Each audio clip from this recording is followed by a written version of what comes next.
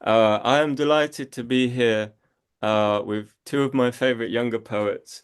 We have Ava from the south of Florida, and we have HR or Hannah from Montreal, Canada, but currently in Germany. So we're all the way around the world. I'm very grateful for them uh, for coming along and agreeing to read for me. And I'm very grateful for all of you for coming along and taking an interest. I'll just show you the book briefly. This is the book, which is out from the Salo Press. Thank you to Andrew and Sophie who are here. Um, and yeah, I'm going to hand over to the wonderful Ava. Ava is somebody I found through editing Anthropocene, and I thought, wow, this is a great poet. She reminds me of Elizabeth Bishop. So I'll hand over to the new Elizabeth Bishop. No pressure.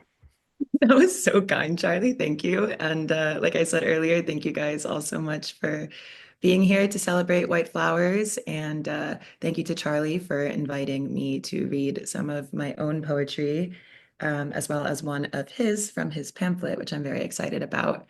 But yeah, so the first poem that I am going to read for you guys today is about home, which, as Charlie said, is South Florida, and it was published by Charlie in Anthropocene, and it's called Florida.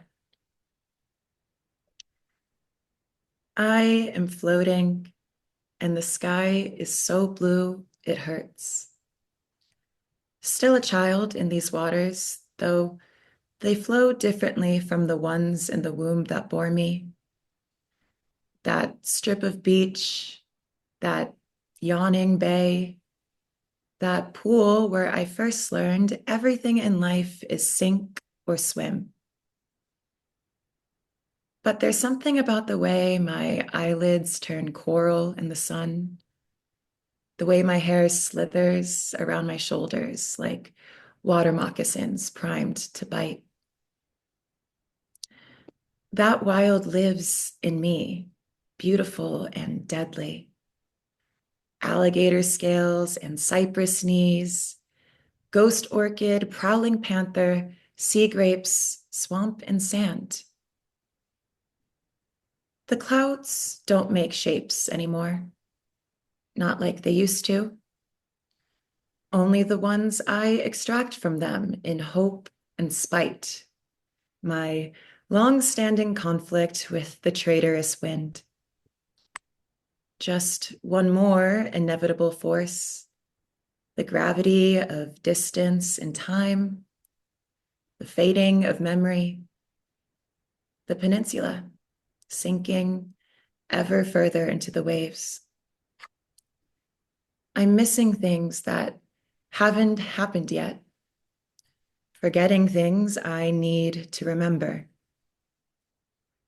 I am floating, and the sky is so blue it hurts. Thank you, guys. All right.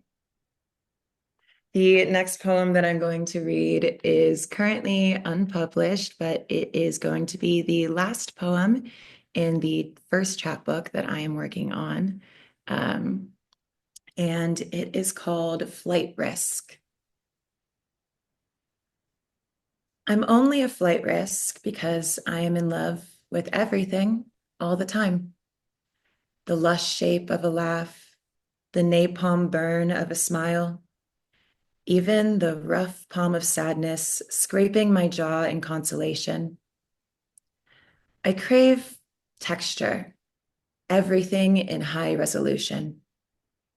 Give me the bizarre places, the stranger's kitchen, the far terminal, the back alley cage brawl.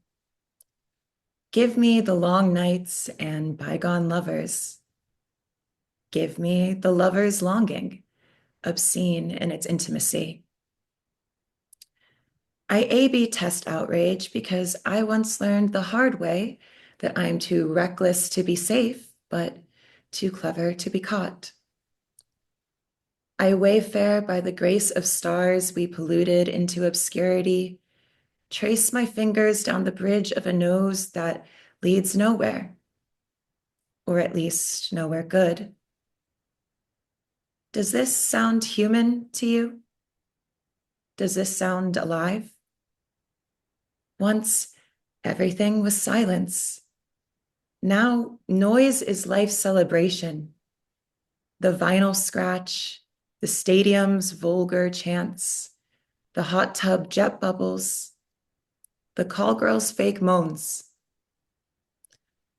My stomach is in my eyes and I am chewing as I blink. I acquire every taste. I need it all. I love it all. I love everything, so I become love. So just one loves me back. I want to be revered. I want to build a doorway for the magic to enter and slam it on my way out. The silence after all of this is so daunting. But for the last poem I am going to read is from White Flowers. And I've had the honor of Charlie giving me permission to read one of these. Quick sip of tea. But I loved it. The whole pamphlet is incredible, but I really loved this one. And it's called Laurel Canyon. A letter always arrives at its destination. Slavoj Žižek. Hitchhiking along the highway of the American dream, singing for Grace Cathedral and the Western Ocean, a teardrop in my eye, singing on the point of passing out. I'm nowhere searching for no one. I don't write good lines. I miss the green and blue we sprayed on white powder walls, the faded graffiti, fuck the patriarchy, cats with satanic powers lifting saucers of milk with their eyes. I miss your golden curls, unraveling along the meanders of Laurel Canyon, tangling in the perfume of long-stemmed roses as your eyes sparkle blue under the California blue. Hollywood is lost to me, and I don't know a thing about the songs I'm singing. I'm just trying to find my way back to you. A letter in my hand, the confluence of green and blue, the teardrops in my eye, the pattern dust makes on the back of the butterfly. As the road reappears, the streetlights illuminate in a magical sweep of night, as if I knew the destination was only a film, was only a highway, was only a hotel without any guests. Thank you guys, and thank you, Charlie. Wow. Stunning. What a brilliant reading. Um, Thank you, Ava. Um, that was really good. Um, yeah, the first reading. So you can all thank me for having witnessed and thank Ava for having witnessed her first ever reading. Wow. Um, Marvelous. So next, I have another protege to show off, and some of you may know HR because she was the guest editor of Anthropocene in December, and she was a really good guest editor. She's a really good poet. I found her work. I lost her work initially, and then I did a section of under 30-year-old poets for this. Shout out to Andrew Duncan in the audience. Um, and I needed more under 30 poets. So in my inbox, I put foil young poets search, and some came up, and I flicked through. And then I found HR Link, who somehow erroneously I'd rejected rather brilliant poems of. Um, and I saw the error of my ways. And yeah, she's really good. I'm not sure who her poems remind me of, but she's a big Sean Bonney fan, and I was I'm a big Sean Bonney fan, and I was like, wow, that's really great. And there is I don't know, there's something there. But yeah, I'm going to hand over to HR and she will dazzle you. So please listen attentively. Take it away, Hannah. Thank you so much, Charlie, and congratulations on your eighth pamphlet. That's just an amazing accomplishment, and I'm happy to be here with so many people who also admire and know your work. So, yes, as you said, we sort of connected or reconnected when you were editing that collection for Angel Exhaust, and so I thought it was only fitting that I would start with one of the poems that you picked for that new issue. So this is called The Commons. The path winds down as trees lap us by centuries. We dash for the bushes, deer-like and desperate, picking our way amongst thorns, dead branches, and the onset of vines through the earth. The balm of our breath on the grass, the glare of the leaves, our hair reaching down through the dirt, fix us there, soundlessly, soundly. I make peace with the failures of life still to come. That's a nice short one to start. Um, the next poem I'll read appeared in the Malahat Review, which is a Canadian journal that I would encourage everyone to subscribe to. It's a wonderful journal. Um, it's called Pre-Phylloxera. Now I crave the attic room and its blank mirror, returning the ceiling's still stare, the forge-like clang of the neighbor's front gate going at all hours, demanding, dull, deforming nothing but the air. Nostalgia stole in by the spiral stairs. Counterpanes of metal laced the windows shut. Too ardent even to cut my hair, I imagined it a million times, standing under the scalding stream of the cramped, low-flow shower. The air was toxic all at once and unendurably. The walls were white and watchful as orderlies tasked with keeping me in freedom. I wrote so many letters and received so many more. I pretended I was waiting for proposals and wrote speeches for my deadest darlings. I sensed that time had split off from my senses and worked best in the sedate pre-sunrise hour when faces go grave with smile lines. Dreams dropped like weighted blades and severed me from sleep more often than I thought fair. From the suburb to the city, from the city to the seventh circle, I ran before I saw what I was running from. And then my last poem that I will read before I also have the privilege of reading one of Charlie's poems from his new pamphlet is a silly little one, and it's called History Crushes Me Sometimes. It is hard to believe that any love survived enlightenment, the irony parched halls of sudden institution, an intensity of universal aspiration which makes all longing worth it. The sudden stifling vastness I am going to become or die trying. Now I will lay in bed and write my moody poems and it will be all right. And that one, I should say, appeared in Room magazine, which is another excellent Canadian journal that everyone should check out. So now I'll read from White Flowers, the poem Dead Gods by Charlie Baylis, which is dedicated to Sally Baylis. I live alone by the coast. I am a raindrop. I am a moth. I am an unblemished ocean draining from the earth's surface, lifted up by gravity and crashed over the rocks. I am mint green in the nuclear breeze. I have bombed every house next to mine. I have varnished the sands. I have cut my body open for the entrance of a god. When I am destitute, I am at my strongest. I take a rifle to my grief. My only lover was a cloud rolling slowly over a lilac field, emptying her glitter on the soil. There are no more gods. The lights go on slowly along the coast. The boats moan gently on the waves. I hold my breath and wait for the morning. Thank you, Arun. Brilliant. Wow. Hannah, well read. Um, Such brilliant readings.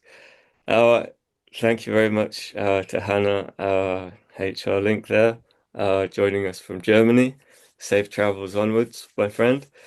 Wow. So we had two very gorgeous readings. It kind of feels a shame that I have to read now. I'd rather just sit back and enjoy myself. But that was brilliant. So yeah, as has been established, I'm launching this pamphlet. It's £5 from the Salo Press. Or you can I've got author copies if you want. Drop me a line. I'll sell you a copy with a dedication. Those of you who have the pamphlet already, you'll know that it's got grief as one of the main strands. And it has, as you will see if I hold this up, three people who died in a short space of time, unfortunately.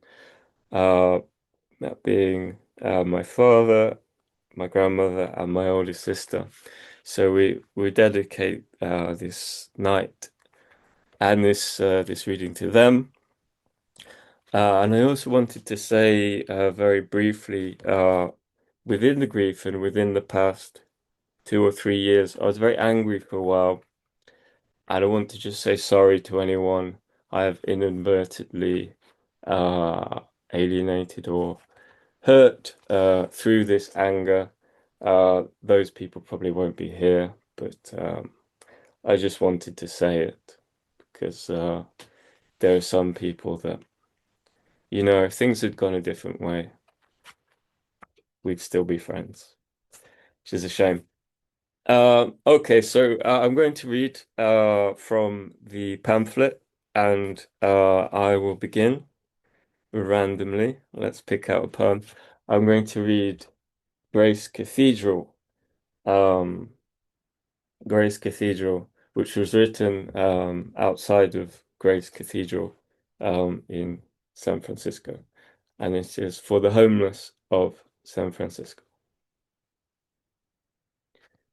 I am sitting outside Grace Cathedral. I have been offering tea and honey to the homeless, sitting and staring into mechanical light, melancholically adding friends on a platform, white flowers drifting on a white ocean, where the white waves wash the white water to black, and I never speak to these people again because they are terrible. Oh, Papa, I am so worried about you, the graves I sit on, the love I condense. Where you are a rainbow, you cannot see through the rain. In the palm of my hand, I do not own enough shirts in black.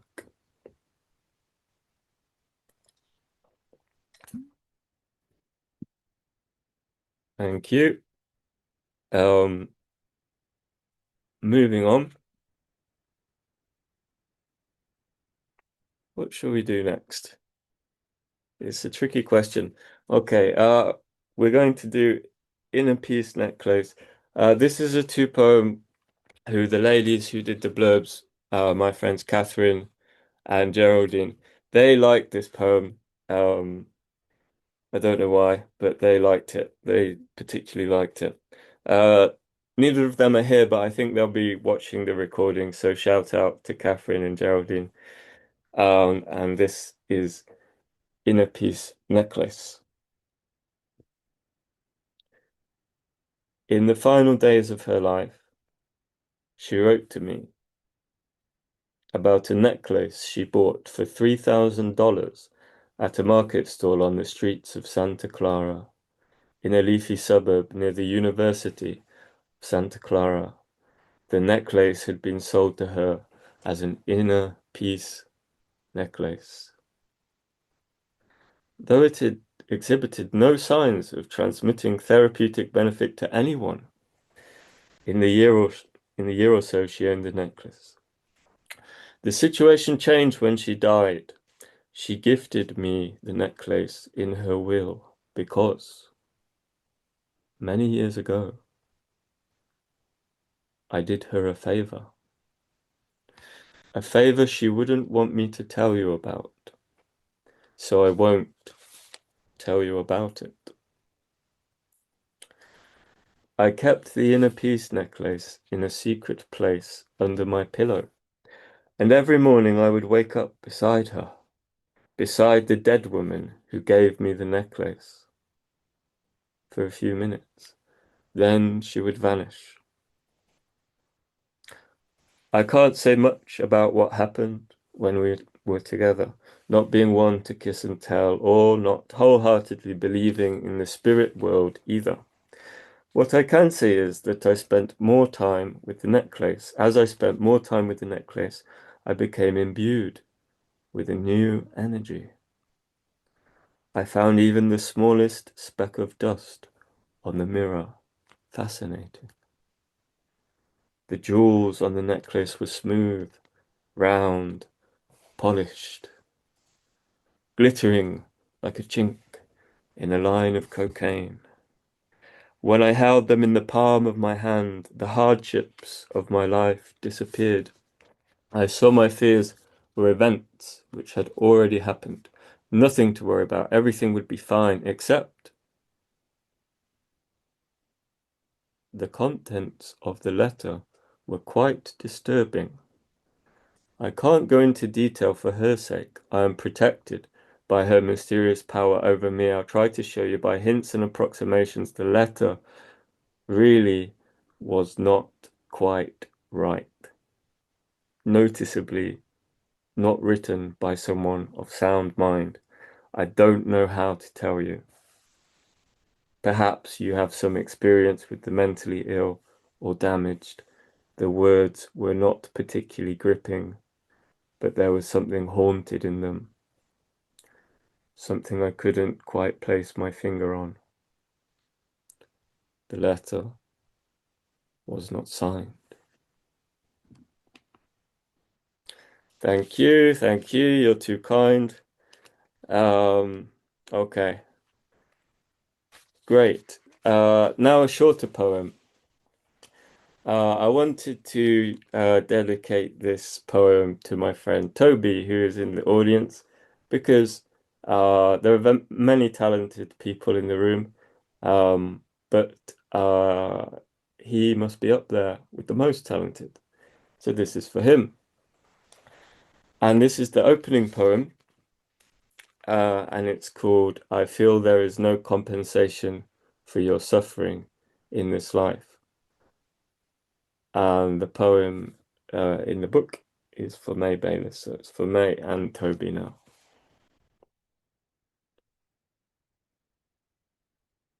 Dreamed you were a glass island,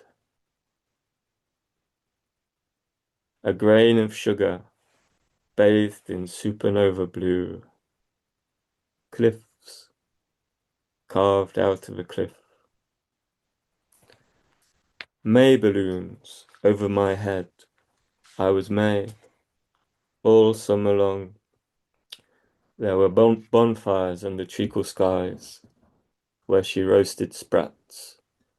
Her delicate skin was my glass island, bathed in supernova blue. Her face was my dead father. Blood poured from the cliff into her hands. We called it a magic trick. We called it a memory trick. The good parts of a horse on a manicured lawn, at the risk of sounding romantic. I was in love.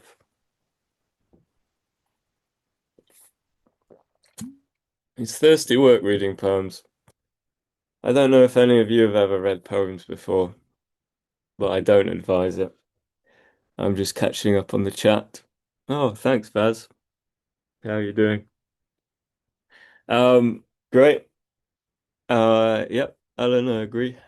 Um, let's do another poem. Hard to know which to read. I might read Dead Gods, even though Hannah read Dead Gods. It's a small pamphlet. No, you've already had Dead Gods. I'm going to read Yellow Flowers. This is another May one. In fact, actually, what I wanted to read, one sec.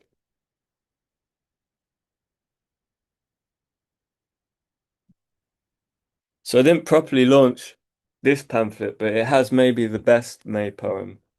It's closing poem. This is a rude word. Cover your eyes, children. Fuck poetry. This had a very good, well, people liked it. Shouldn't call my own poems good, but people enjoyed this poem. This is called Black Mass. This may be my favorite May poem.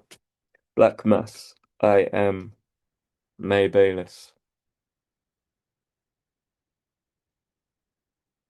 Black rain left on the mountainside. Black rain, Latin graves.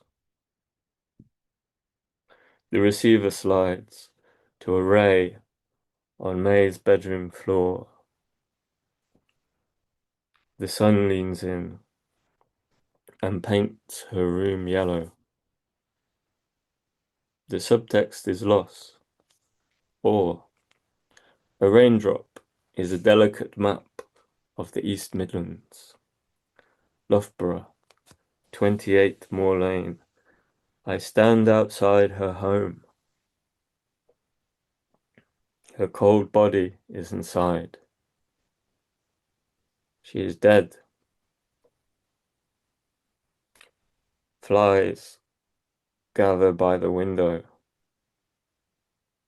Black mass cut deep into the black velvet, lining the black trees inside my lungs.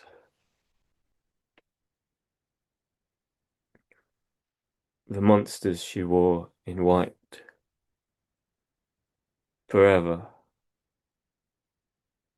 White rain left on the mountain. Dear angel, she was my sister. That was from my seventh pamphlet, the one before this. Um, I'll just do two or three more, and then we're open for questions if you want to ask questions.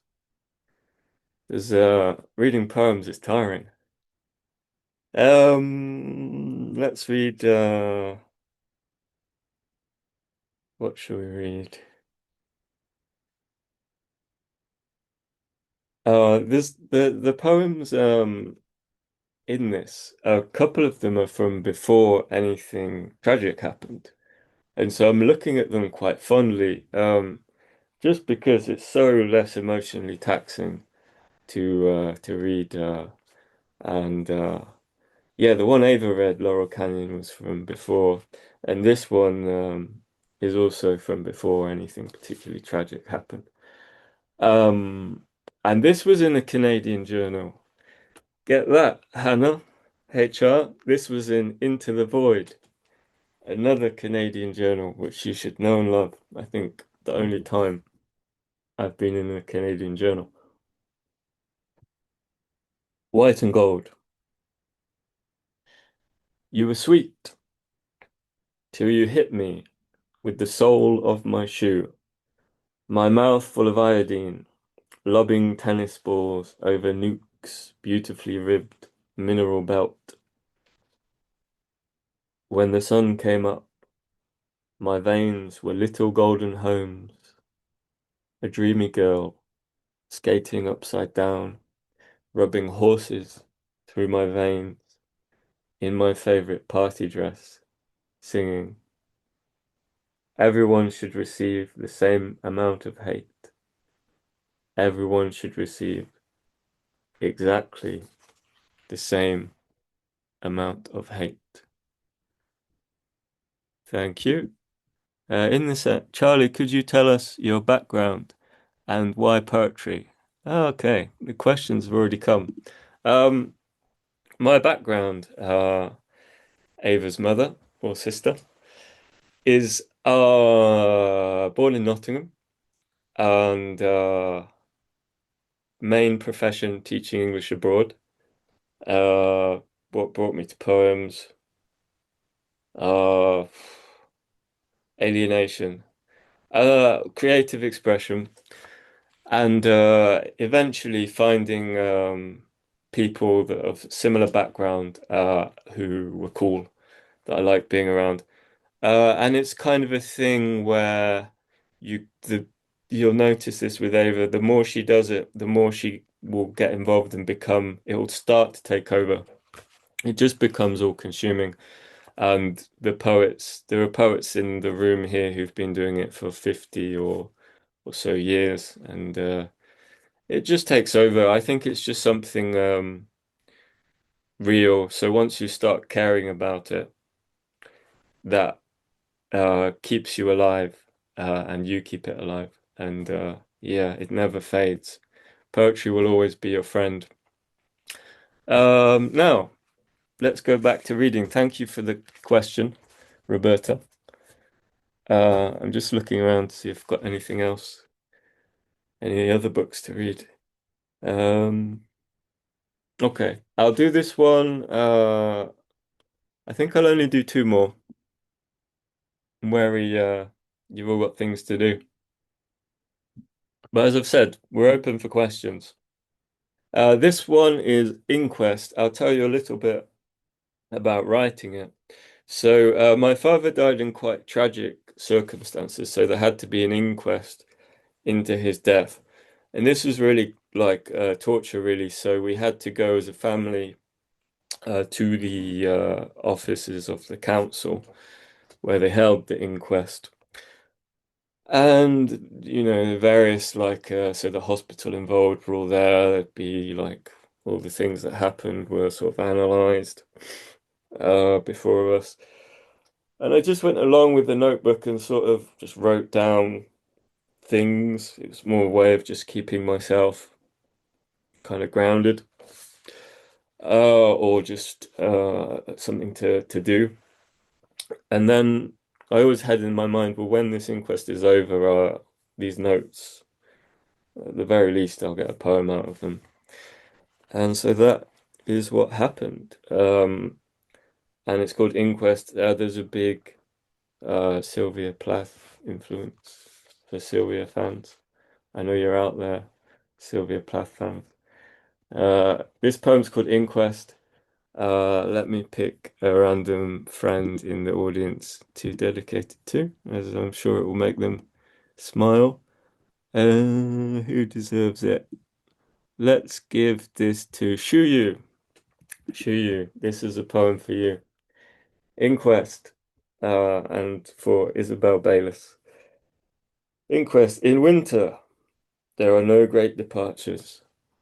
The pier in darkness.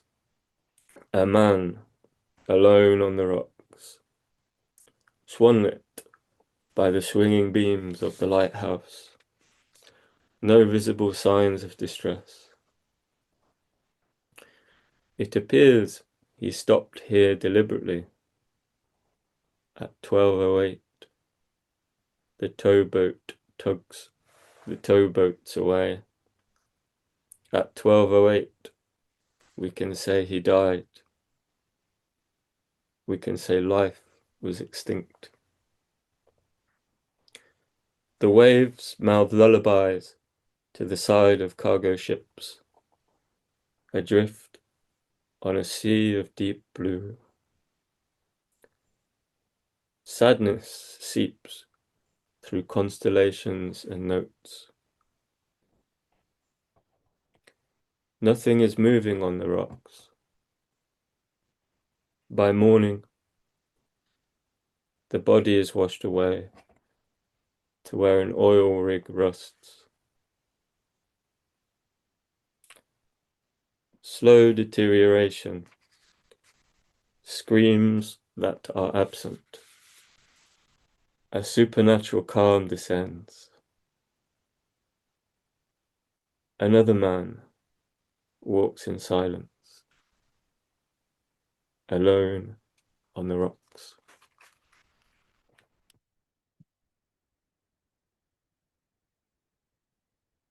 Thank you. I'll just do one more. Let's see if there's anything interesting in the chat. We've got some hugs. Thanks. Something about a dimension. Ah, it's from Sophie. Yeah. Hello, Sophie. Yeah, good comment. Sophie, the publisher. Uh, Salo Press, really great press. Check out all their work. They've done some great chapbooks in the US, pamphlets in the UK. Poppy, who's here, has had a Salo Press pamphlet chapbook. So I'm going to read from the title poem, and then, as I threatened, we are open to questions or comments, whatever you want to say, just to kind of make it up to 45 minutes. Well, we'll probably get to 45 with the poem.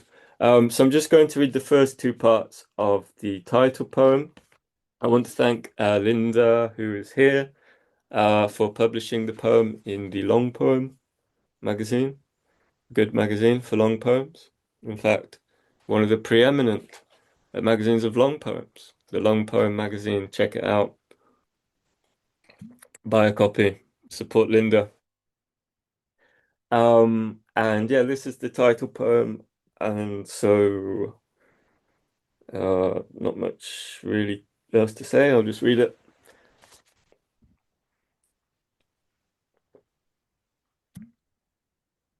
So it's called White Flowers in Memoriam, Ken Baylis, 1955 to 2023.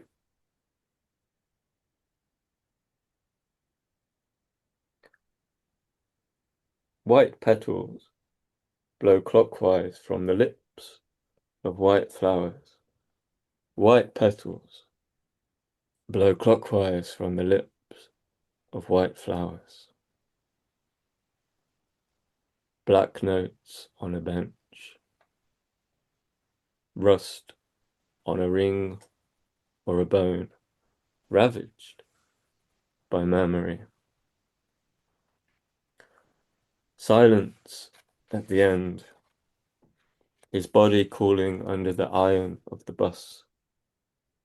The ambulance comes right away. That's it, folks. No more laughter. His mouth hitched up in a half smile. That's your dad there, you know. I know. The wave writes of white flowers on the sand, a silver spade, a bucket of God, ink blossoming from the fountains, a notebook for memories of a day by the sea. That wave, the one towering above us, that wave is the wave I want to ride. Under the blistering sun, daydreaming of white light that spills from a garden lawn onto a coast where the seals bark in the morning. All day at play in wild diamond waves, sharp. The coins of your body have been spent on abstractions, cheap holidays, pretty women, poetry books, and television sets. I have nothing to offer you but imaginary children playing hopscotch in the cemetery, smoking in the oncoming rain, joyful grandchildren dropping keys on your grave. Come back for a sip of green tea and oranges from the south. Come back sometime to wrap your stationery in cellophane, unbalanced by the weight of small pens and ashtrays. Roll them into linen and lemon, amethyst and thyme. Roll into nights of electric flowers, crackling under the weight of sunrise. Come back sometime to a kitchen of moonbeams where slugs come out at midnight to sign your name on the dirty kitchen floor in clean trails of glitter. Pain so heavy it won't stay shut in the cupboard. At least come back sometime. At least come back sometime. Part 2. Amor vincit omnia e nos sedamos amore. That was Virgil. I mispronounced it all, but yeah, uh, love conquers something. Amor vincit omnia. Love conquers all, I guess. 2. A ripple in velvet. Generals unwilling to surrender because of sweetness.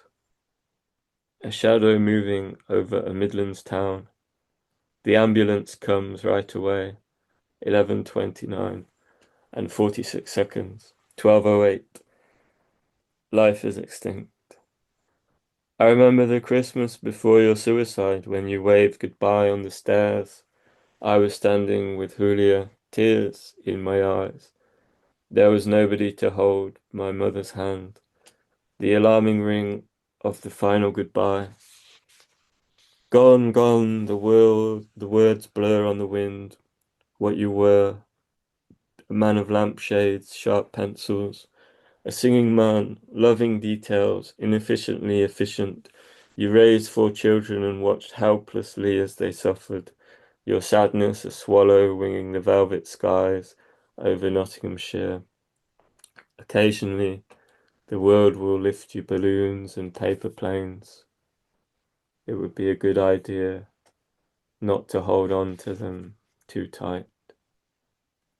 The cockatoos of the Arboretum throw up their wings and chirp, the ones that are uncaged, butterflies in their beaks, free from the cages of the aviary.